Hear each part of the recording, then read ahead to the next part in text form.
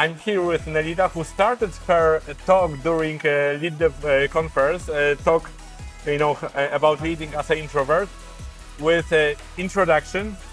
Hi, I'm Nelida. I'm introvert and I'm shy in front of few hundred people, with smile on your face. So it was wonderful. How did you feel? Very nervous. I was feeling pretty much okay. I practiced a lot and I was feeling good. And then once I stepped a foot in the stage, all the feelings started coming at me. But well, all the practice helped. Okay, that's well. So the first lesson that we can learn from Nelida is that practice makes perfect. Yes. It was really good talk because she received a lot of applause after the presentation. Thank you. Nelida, your presentation was about being an introvert and introvert woman of color. I would like to know what kind of skills introverted engineering managers need in order to become a great leaders. I know that it was a little bit in the talk, but I would like to share it with our guys. Yeah, some of the things that I mentioned is listening. That helps you to build strong, meaningful relationships. In the talk, I mentioned that one misconception that I had about leadership is that you have to have a lot of contacts, but that, or at least in my opinion, that's not necessarily true. The most important thing is to have meaningful, strong relationships. So you have, people to count on, that you can help each other. So listening is a skill that can help you to build those relationships. Listening. Are there any other skills that they need to master? Observing. Observing. There was another talk here and then about security. I love that story. Yes. It speaks a lot about observing, observing and patience, like how just observing, pointing out gaps, things that can help your team so much.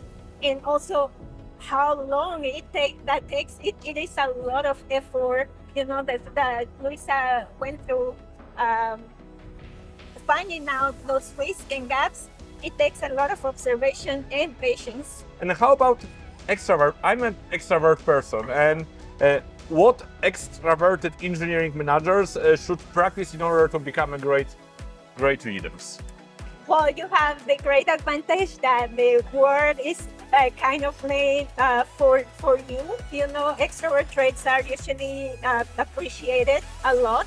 Well, it's more popular, right? You mentioned during your talk that there is, and that was actually very surprising, that 90% of leadership roles, correct me if I'm wrong, 90% of the leadership roles are done by extroverted people. Yeah, 96% of 96% of people that are in executive positions identify as extroverts. Extroverts. Yeah, that's a big number there.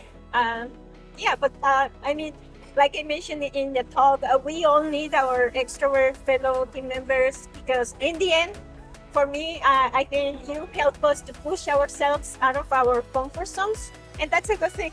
Like going out of your comfort zone is a good thing. And I think you as extroverts, help us introverts to do that. And vice versa, because one thing that really touched me during your talk is you mentioned, I forgot her name, this coach, and she asked you this question: who do you admire? And I realized that the most of people I admire are introverts. So there is a power of introverts, and I'm thinking that things are changing, and proportion will be better. But what skills, what extroverted people should practice in order to be more effective with the introverted in general, or in general more effective at leadership roles? Yeah, also, like I mentioned in the talk, I hope that some of the things that I mentioned resonated with all of you. Patience, listening, observing, giving more space for asynchronous thinking, which was another topic in the conference. Give space to people to think on their own. and then come together and discuss those ideas. So Don't force to talk, right? I remember that one. Don't force to talk. don't force to talk. And Susan Cain, the author of the book that I was referring, By the way, this is Quiet Book, Power of Introverts by Susan Cain. yes. So she advises the extroverts to go into nature and reflect. That helps you, be with your own thoughts and see what you're thinking. You mentioned Quiet by Susan Cain. What are other books that you would recommend in general to become more effective leader, more effective engineering manager? You mentioned at least two books during the talk, Quiet, and the second one was? The Confidence Code. Mm-hmm. The Confidence Code is I read it specifically because I'm a woman and I was trying to find out how to be more confident. I didn't find that answer specifically, but I learned a lot of why I am the way that I am, which in a way gives you a little bit of comfort and helps you to understand, okay, these are the things that I can change, and these are some of the things that I can, just embrace and enjoy the way that I am, and that's it. Yeah. Okay, so we have two things that we should read. By the way, I heard about the Quiet, but I thought that this is not a book for me because I am an extrovert. And after your talk, I learned that this is something that I should probably read in order to be better understand introverted people. Yeah, she talks a lot with extroverts and how you can, improve your relationships with introverts. Specifically, she talks more about partner relationships. If your partner is an introvert, My wife, she is introvert. yes, it will benefit your kids if you have introvert kids. She talks a lot about that too. So yeah, I think it's a book that is for everybody. I heard and I read in a few articles that yearly performance reviews are dead. And now it's time for more often check-ins, one-on-ones. What do you think about it?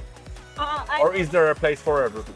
I guess there's a place for everything in engineering. It depends. It depends. This is another case maybe, but in general speaking, or in my experience, I appreciate the quick, often feedback.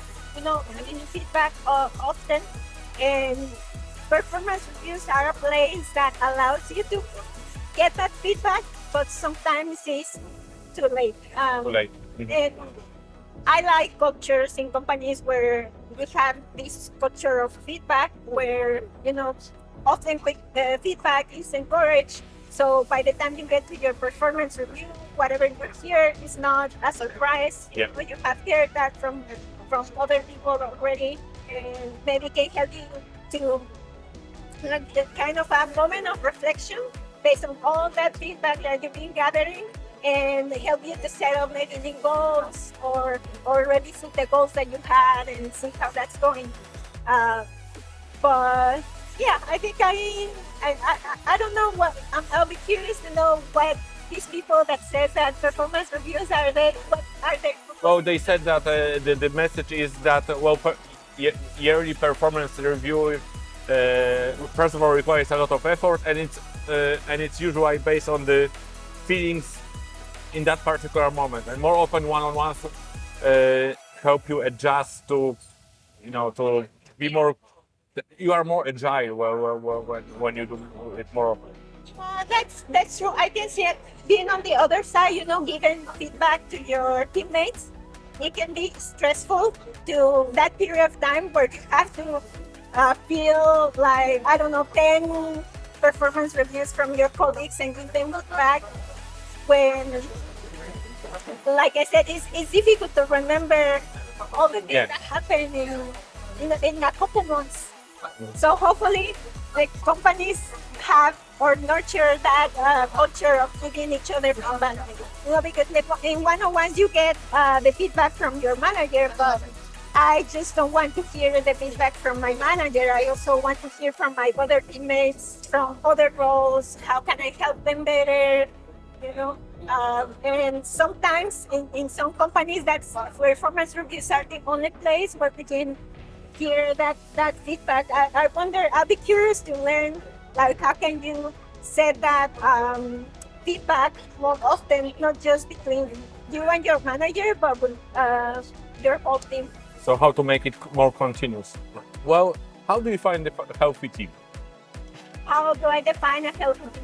I will say a team, when I see that you are able to be vulnerable and where conflict is received well, that's for me an indication that I'm in a healthy team. Because if you if there is conflict, that conflict is not bad. It's we learn from each other in conflict. We learn more about sharing the things that where we are different and where we dissent that we just agree into everything. And so I see actually having conflict, and when people bring up topics into retros and we can have a discussion, I feel good because it's an environment that I feel safe to say what I think, and that I know that my team members will listen and genuinely work together through all those differences. So from what I heard, is healthy team is a team where you feel safe, and you feel safe when you can show your vulnerability and express yourself. That would be my summary. Neida, thank you very much and congratulations. It's getting really noisy, so I hope that it will be recorded properly. Thank you very much.